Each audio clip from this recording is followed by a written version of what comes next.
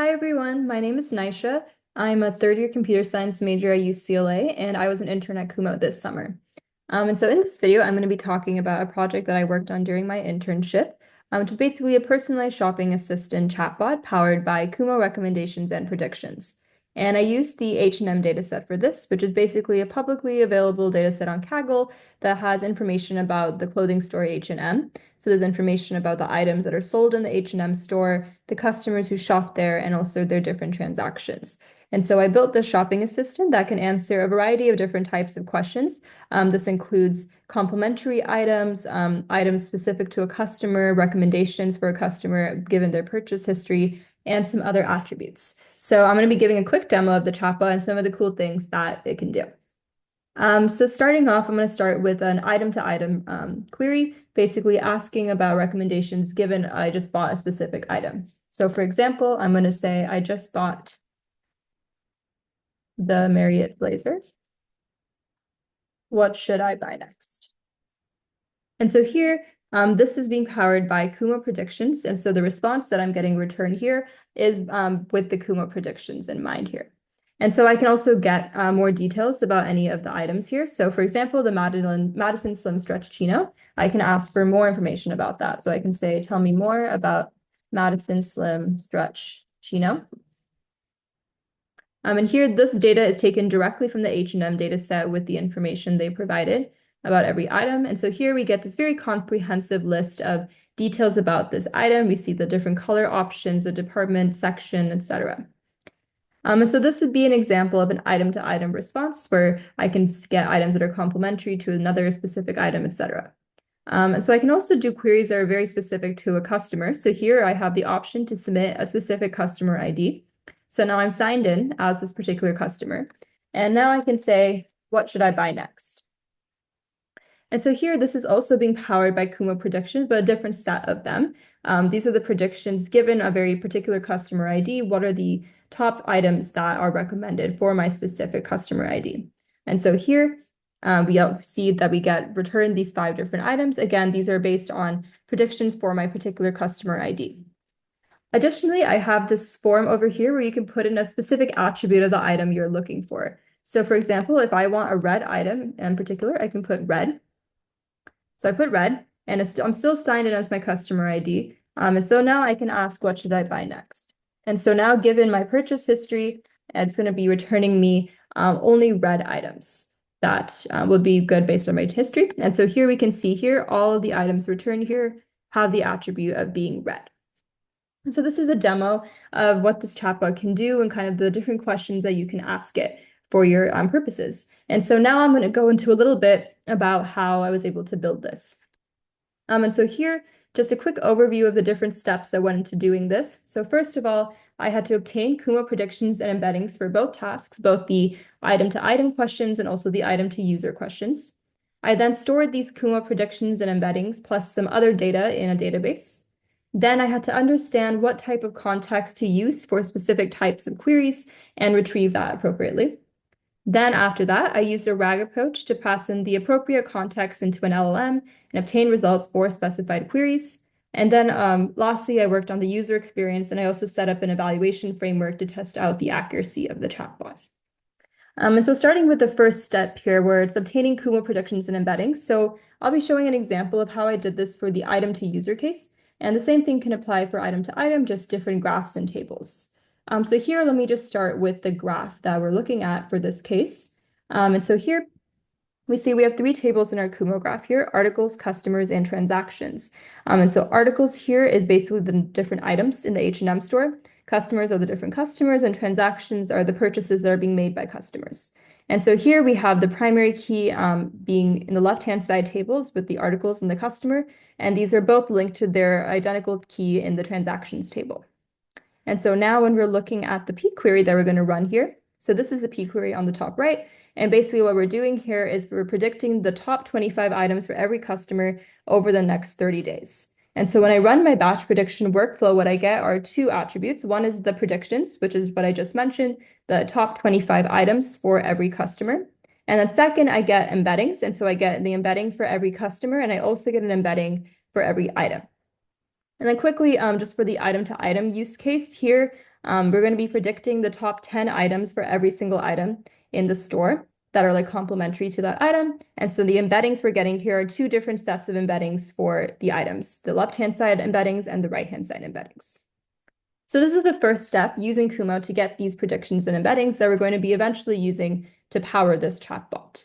So second step is storing these into some kind of database. And so for the purposes of this project, I used Elasticsearch for that. And so I'll just show directly in my code how I'm kind of going about doing this. And so basically, with Elasticsearch, the way Elasticsearch works is that it's structured into different kinds of indices. And so for this project, there were 8 total indices, and they could be divided into 3 major categories. One would be just general item and customer information. That's taken directly from the H&M dataset.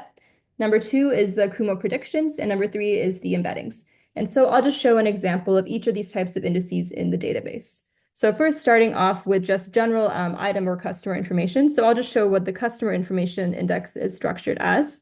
And so over here we can see the structure of this customer information index. And so we see that we're storing every customer ID. And then for every customer ID, we have this text attribute.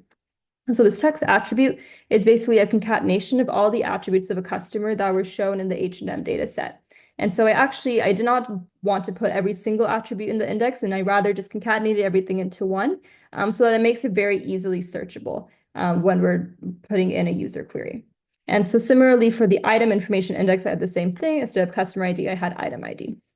So this is the first type of index I have. Second, we have the Kumo predictions. So if we look here, again, for the item to user use case, I'm storing the customer predictions. And so here, the way this index is structured is I have a customer ID, and then I have the predictions. Again, these are formatted predictions. So as I was saying, in our batch prediction workflow, we have a customer ID with top 25 predictions. And so I concatenated all of these predictions. Then I also put in information about every item taken from the item information index into this text field, so that it's very easy to retrieve this information and also give information about the item that is being predicted for you. And again, a very similar thing for the item to item use case with the item predictions. And then lastly, we have the different embeddings. And so if we look here at the customer embeddings, for example, we have the customer ID, and then we have the embedding, and then we have the text kind of describing some information about the customer. Very similarly, we have the same thing for item, where we have the item ID, the items embedding, and then text describing the item. So these are the different kinds of indices that I have stored in Elasticsearch. And so I have 4 different pairs of embeddings, 2 different pairs of predictions, and 2 just general information indexes. So after this comes the context retrieval stage. But actually, before I go to that, I just wanted to give a quick diagram of kind of the general overview of that process. And so here we're given a user query. Once we're given that user query, we're passing this into OpenAI to get a classification response. Once we do that, we're doing a context retrieval from Elasticsearch, getting the appropriate information to pass in. So once we have that information, we're then passing in this context into an LLM, and I use Langchain for this. And then finally, we're displaying this to the user, and I use Streamlit for that process. So again, I'm just going to show this kind of process and how I'm doing this in my code. So going back, as you recall, the first step here is that classification response. So if we go to this file over here, so we can see the first step I'm doing, classification, very simple. I'm just saying, please classify the query as either item to item or item to user. And then I get this final classification response. And so that is the first step. And that is something that I'll be using when I'm retrieving for context. So second is the context retrieval stage. And as we recall, there are 2 main types of information that are being stored in my database. One is the embeddings and one is the predictions. And so let's just start with the predictions, and I'll go into which embeddings or predictions I use given the user query. But just looking at predictions for now, over here I have prediction documents is equal to this class I've defined, Elasticsearch Retriever, and I'm getting all the information for that given the user query and also given the classification response. So let's just look a little bit more into what this function is like. And so here, given this task type or the classification response, we are defining what indexes we should search for given the user query. And then for every one of those indices, we're just getting all the information for that and then adding this to the context. And so let's just look a little deeper at how we're getting this information exactly. So what we're doing here is we're given the user query, and then we're also given the particular index. And so for that query, we're doing a multi-match over all the fields in that index and basically just retrieving anything that matches.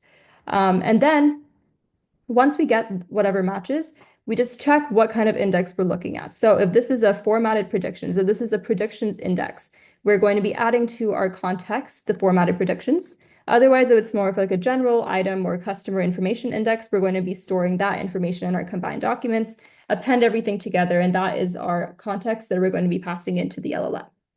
So this is the process for getting Kumo predictions, the appropriate Kumo predictions given your user query.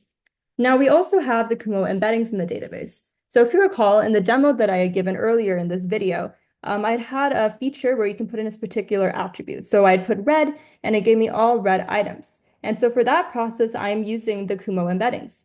And so this process is actually quite attainable using the Kumo predictions as well.